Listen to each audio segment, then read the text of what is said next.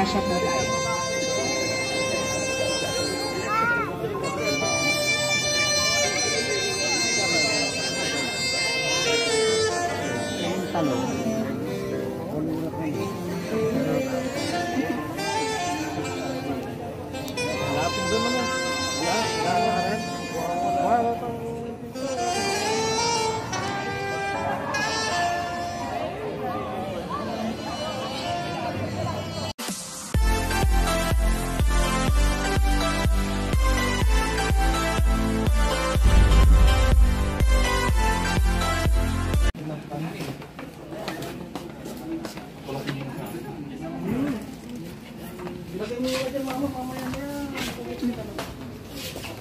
Ako, nahuli na si Eliza.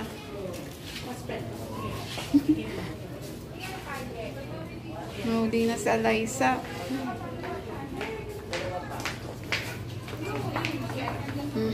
May. Ano yung ang tawag dito? Tayo ka dito, eh. Yung parents ng brides. Hello, Kuya Rick. Ilang taong ka na, Kuya Rick? Ilang taong ka na daw? 55. 55? Nawala yung 10? Less 10.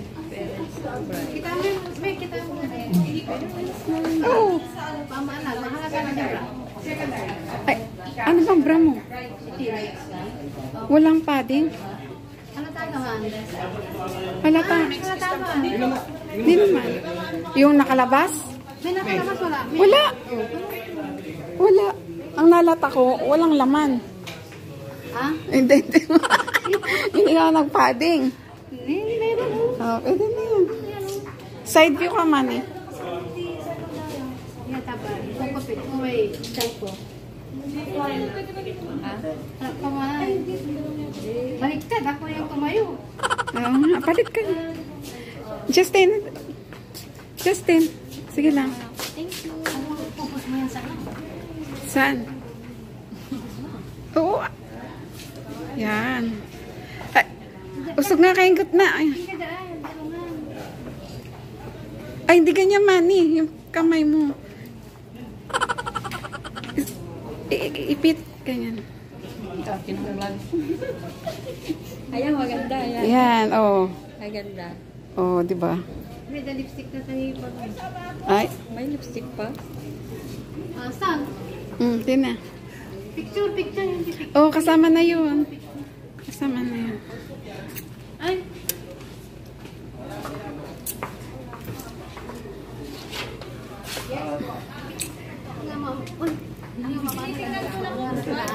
Feeling mo lang. Bakit sasamba yung bra mo? Dito sa ilalim. Hindi, feeling mo lang. O, Ate Aisel. Nasaan yung sombrero mo, ate? Ano ka ba? Nauna na kami. Halika na.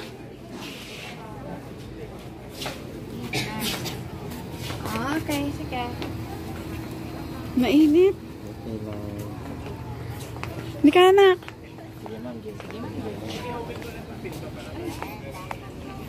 Uy, George, sama ako. Sali siya. Sandali. Ayoko na mag-salis ka.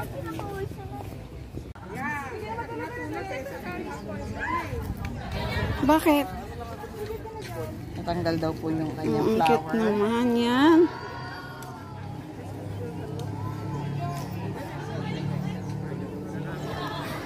Wait, baby ko, isa pa. Ito tuloy. Malapit dito.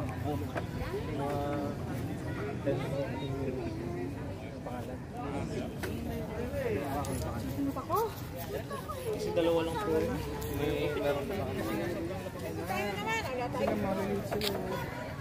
Maliliit ang ano. Hindi mo na inabutan si Ninang Mary. Ha? Sa pandemic. Kasi nga pandemic.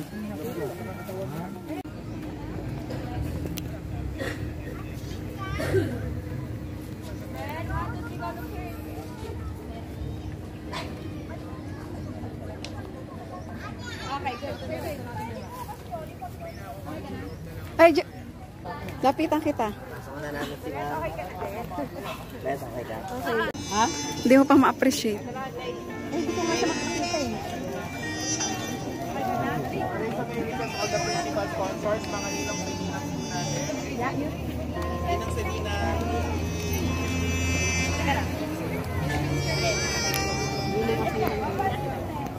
Ito sila?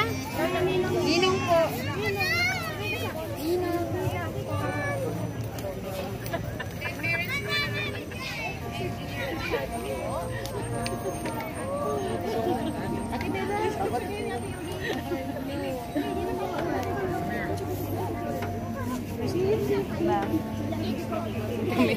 Kami pinakamaisip. Subject yung mga kaunong sapatos ko.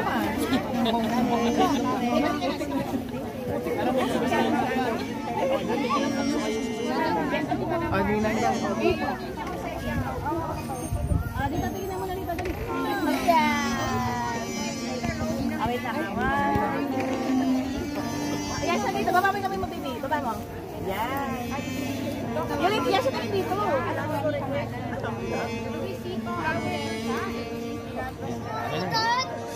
Yeah, done. Oh, done. Ganda naman. Ay, apa ko. Oo nga.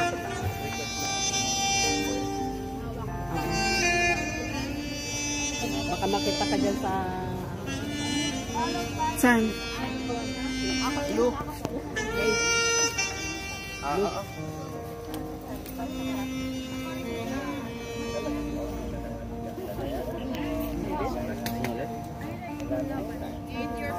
Pwede ba magpa-picture din?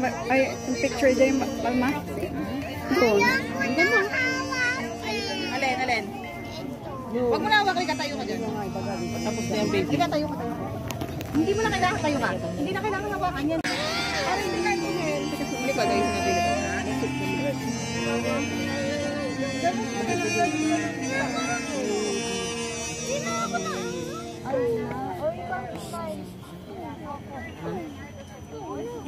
Huwag kayong magulo.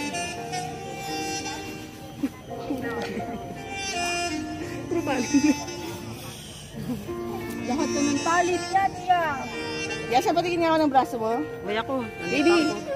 Baby, patingin ako ng strong arm mo. Narinig ka? Ha? Oo, ayan, ngiti.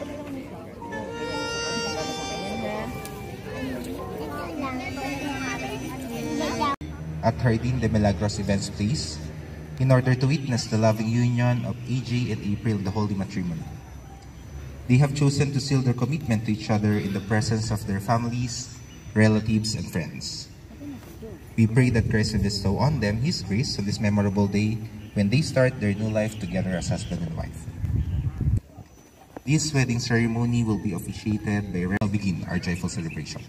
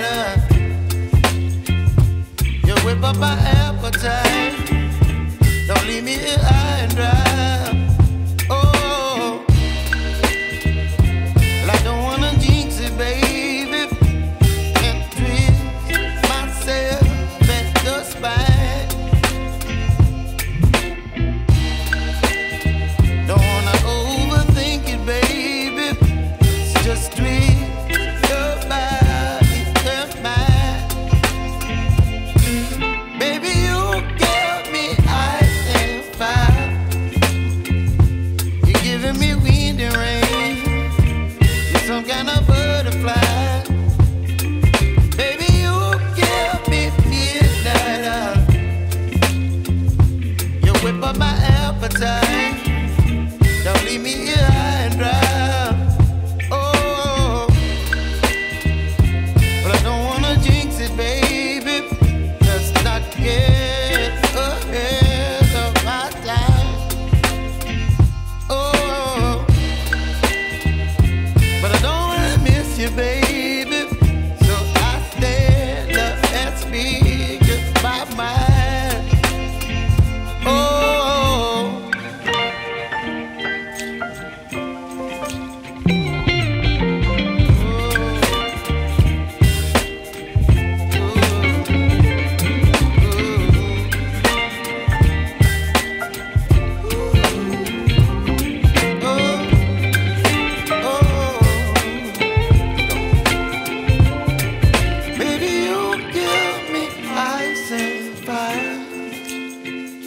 You're chilling wind and rain. You're some kind of butterfly. Baby, you give me midnight. You whip up my appetite. Don't leave me here high and dry. Baby, you give me ice and fire. You're channeling wind and rain. You're some kind of butterfly.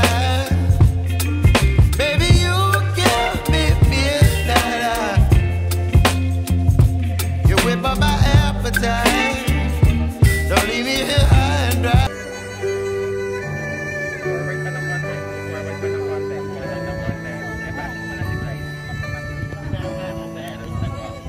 Tayong lahat.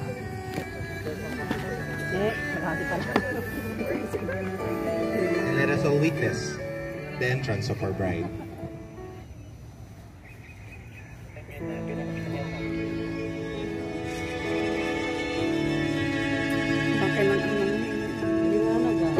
Saan? Picture na, picture tayo.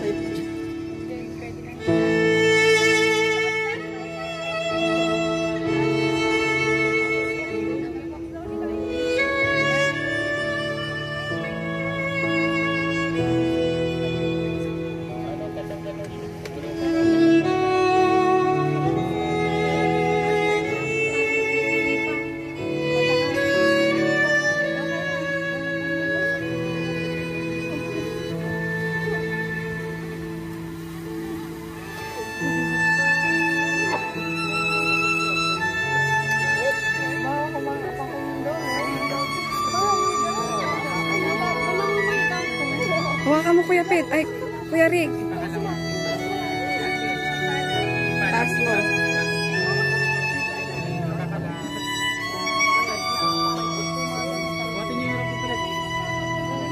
Hindi, kasi nabubutas yung ano eh.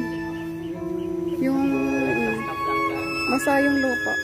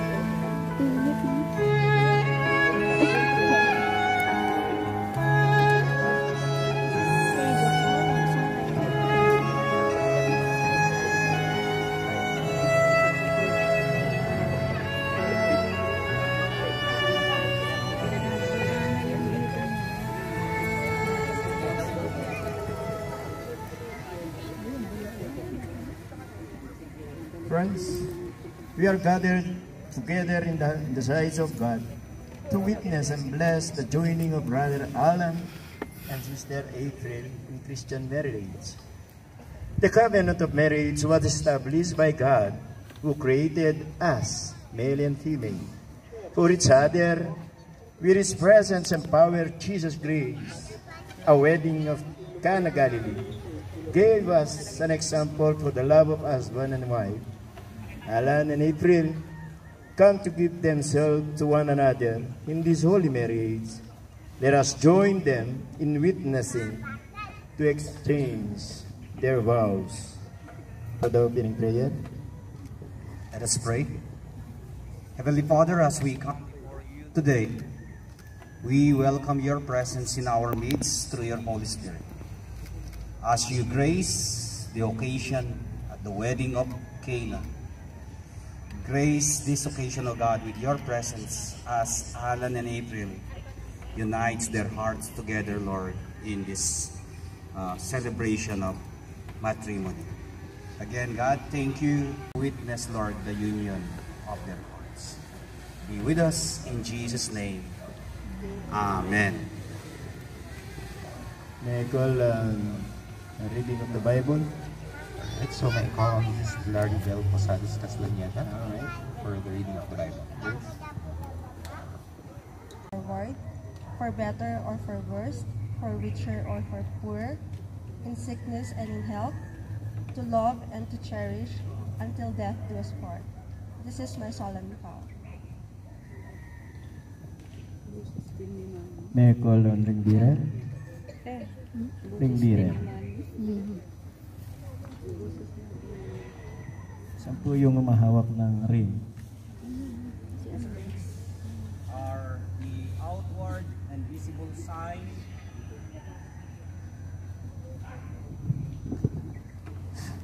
These rings are the outward and visible sign of an inward and spiritual grace, signifying to all the uniting of Alan and April in holy marriage. Let us pray. Bless, O Lord, the giving of these rings, that they who wear them may live in your peace and continue in your favor all the days of their life. Through Jesus Christ, our Lord. Amen.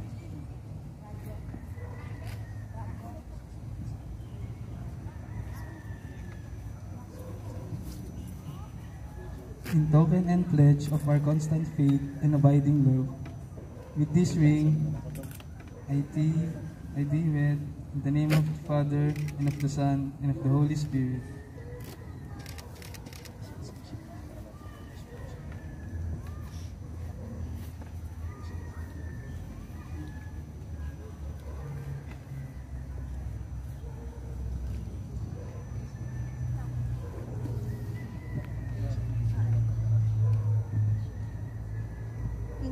In token and pledge of our constant faith and abiding love, with this ring, I thee wed, in the name of Father, and of the Son, and of the Holy Spirit. Okay, ready kayo? Kaya niyong lumuhod dyan?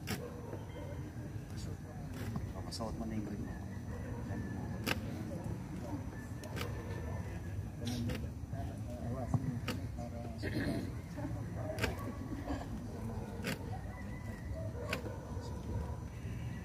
Kaya niyong lumuhod dyan. So can we ask the coin bearer?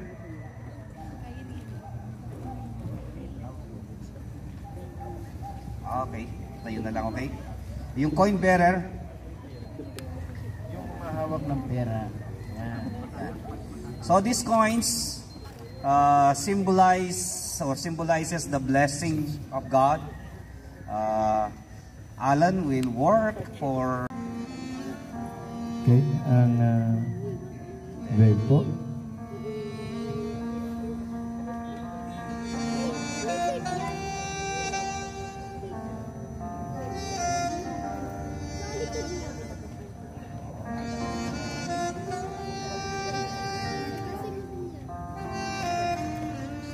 Sige po, pakinggan naman natin ngayon ang commitment nila sa isa't isa. Their final vow and commitment.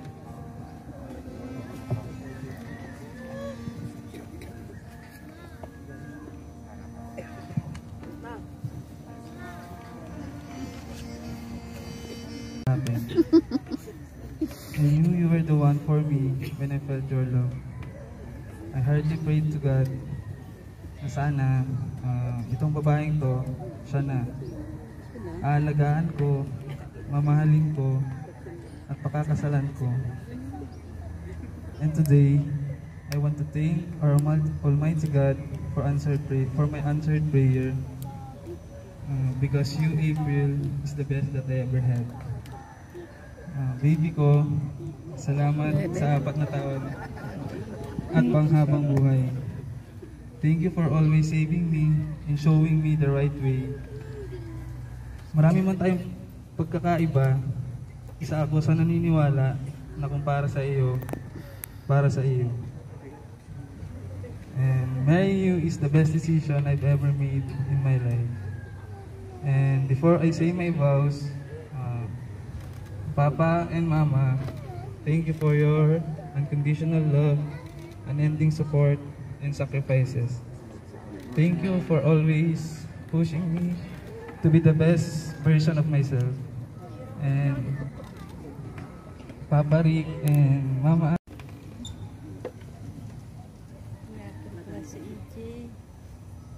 and April, I vow to be faithful, loyal, and loving husband for the rest of my days. I promise to be there for you when you need me.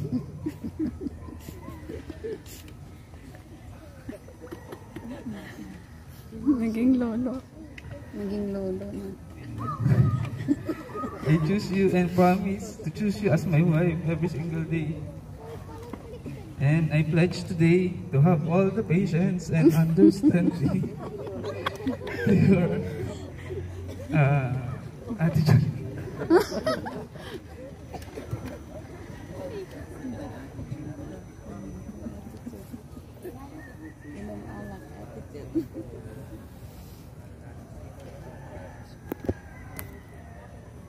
Nino? Naninigarilyo? Nino? When I was writing my vow, I decided to go back to our old conversations, old messages, as in sa pinakauna, where it all started. Hanggang sa nabasa ko lahat-lahat, nabasa ko rin kung ilang beses na rin pala tayo naghiwalay. I couldn't help but wonder, how did we get here? Then I realized, it was you who really never gave up on our relationship. Kahit ilang beses na ako lumayo at nawala, lagi mo ako pa rin ako hinihila pabalik sa'yo. Salamat kasi hindi mo ko sinupuan. Sa dami ng pinagdaanan natin na problema at hiwalayan, you never gave up on me. Sa dami natin pinagdaanan, our families can attest to that. I cannot imagine fighting all these challenges with someone else. It has been a long journey, my love, and now we're finally getting married. Today, surrounded by all of our loved ones, I choose you to be my husband. I'll always choose you over and over. Without a doubt, I'll keep choosing you. Mahal na mahal kita at pangakong mamahalin pa rin kita sa mga araw na pareho na tayong hindi ka mahal-mahal. I promise that I will take your hand and stand by your side through the good and bad days, my love. I am the luckiest because I'll get to spend every day of the rest of my life with you. Here's to forever. I love you. Saying this with this group of people, but instead, yung committed din kay God. Natatasya ko kasi kayo, 4 years kami ni Mr. Flores, nakita niya ako ng June 16 sa simbahan. Pagkakita niya sa akin, sabi agad niya, she will be my wife. Ang hair ko, ang haba-haba. She will be the mother of my children. Yun ang sinabi niya. Pero hindi ko pa siya nakikita. And since that day, October, kinasal na kami. Vice Mayor. Ganun siya kabilis. Kasi ang tatay niya ay politiko. Ang nanay niya ay medyo may posisyon din sa gobyerno. At ang nagkasal sa amin ay ang kanyang uncle na judge. But the next day, dahil nga ako'y teacher, kailangan ikasal kami sa simbahan. So, and I expect niya na be blessed, kagaya ng mga kotse, nababasbasan lang ng gano'n, that's it. Pero my word for both of you ay mahirap ang buhay mag-asawa. Kapag-hirap, sabi nga ng pastor. Pero kayong dalawa, make sure to love yourself 100%, both of you. 100%, and then you will extend your love to somebody. Kasi kung hindi ninyo mamahalin muna yung inyong mga sarili, you cannot express your love. And remember the word Christ. Pag kayo nag-aaway na at kayo mag-asawa na, dadating kayo dun sa struggle ng buhay talaga. Joyful, sorrowful, luminous, and glorious. Pagdadaanan lahat ninyo yon. Pero ang pinaka-importante sa pagpapakasal ninyo, make sure na yung kasal, ngayon masaya kayo. Super saya, kasal. Then later on, you will experience the taste, yung lasa ng pagpapakasal. So lahat na sour, bitter, whatever ng lasa ng pagpapakasal. An attorney, Bayani Brillante Jr.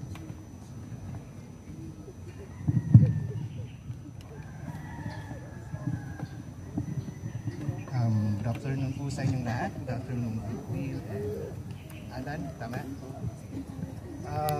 Narinig po natin yung vows ng dalawa kanina. Now may I call Lola Luz Posadas Almasan, First Swords Minister. And second is, whenever the petty problem comes, because during this first period, it's a transition period. You don't know each other, although you have been boyfriend and girlfriend for so many years, but your true personality hasn't come out, right? So it's a transition period. So my advice is, when the petty misunderstanding comes, do not go to bed unless it is resolved. Sit down and talk together whatever the problem is. Because if not, kinaumagahan, nagsisimangot na naman kayo, di ba? So try to talk nicely and resolve what the problem is. And the third one is, make God as a center of your life. If you do that, I know everything will be fine. You will have no problem in life. Because you will always think of our Creator. Because God loves His people. That's all I'm saying. Congratulations and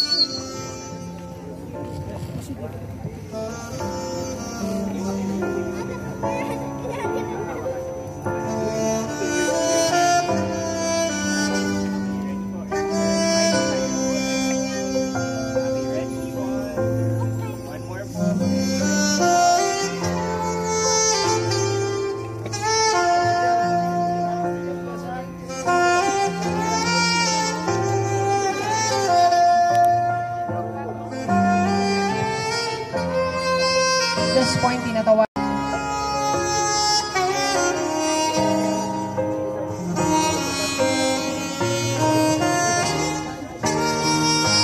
After the parents of our bride, they will be joined by the siblings. Lahat po ng kapatid ni April, please be ready because you will be joining next.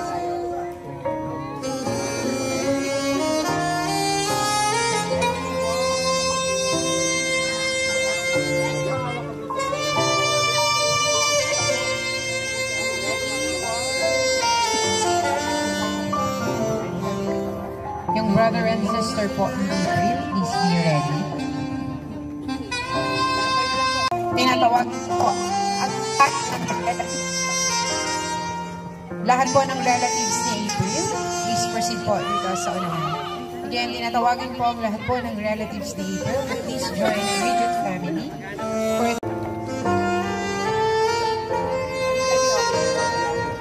Thank you very much po sa magulang ng ating bride.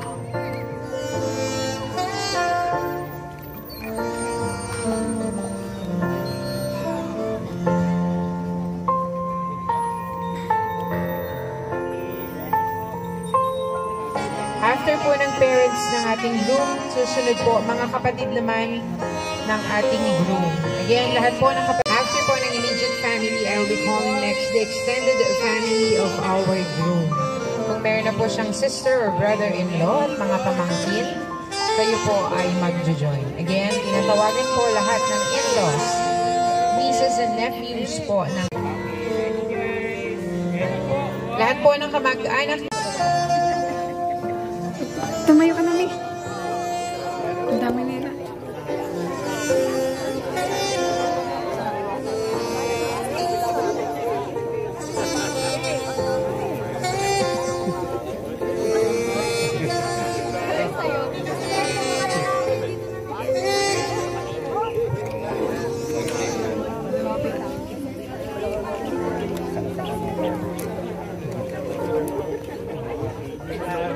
Closer na lang po tayo.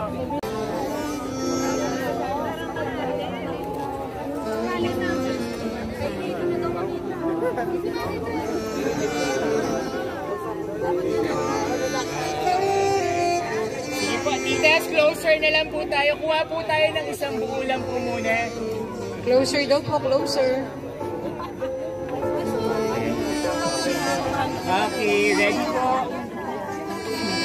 Okay, ready po. Ready, everyone. Okay, ready po. Ready. 1, 2, 3. Okay, compress pa po tayo lahat. Compress po. Okay, ready guys. Ready. 1, 2, 3. Okay, salamat po. Kasha po tayo.